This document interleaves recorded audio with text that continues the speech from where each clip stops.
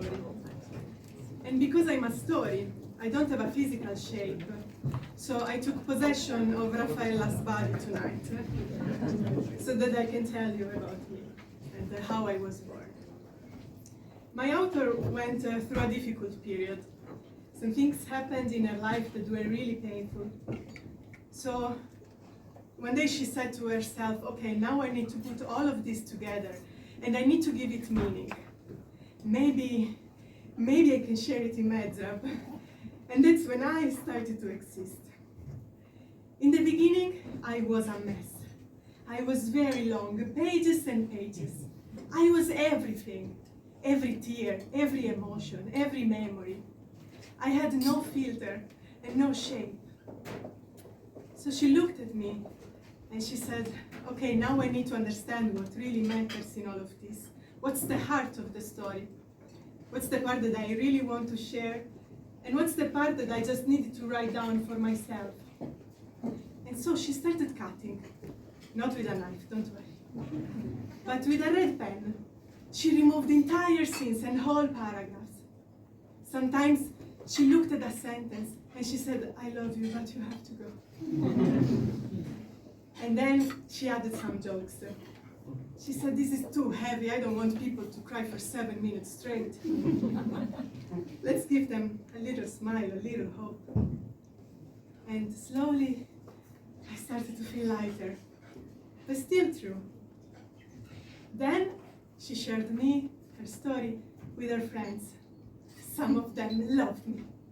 They were like, oh, this is so powerful, you have to bring this to Mezrab. Others were like, I don't know. Maybe the beginning is too slow, maybe the end is too sudden, and the joke in the middle doesn't really work. At first she was annoyed. Why are they criticizing my story? But then she thought, actually they are right. Let me listen. And she made more changes. Then she started to repeat me out loud, sometimes while cycling to work, and sometimes while staring at the portraits of the mathematicians that she has in her living room. Yes, she's a bit weird, in case you haven't noticed that. And after many versions, many edits, and many little fights with herself, she found a version that felt right.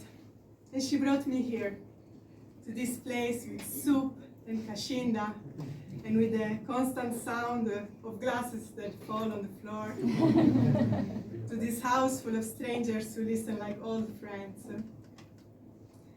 When she walked on stage, her heart was racing, but me, I was ready. I had poses, I had punchlines, I had closure. I was born for this. And you know, her performance was not perfect. Her English was a bit broken, her hands went too much Italian.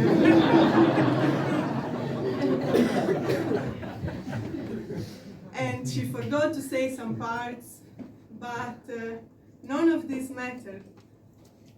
What mattered is that by sharing me, she made peace with what she went through, and she gave it meaning.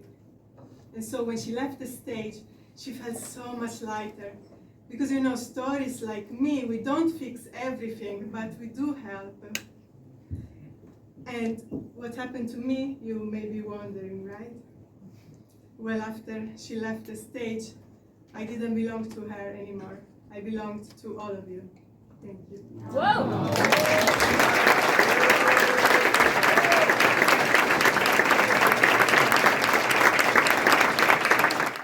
Thank you for allowing us to just dive into your world and capturing the essence of stories. I think for the first time in 21 years that we've been doing the Mezrab, you dared to become the story and for the story to manifest itself.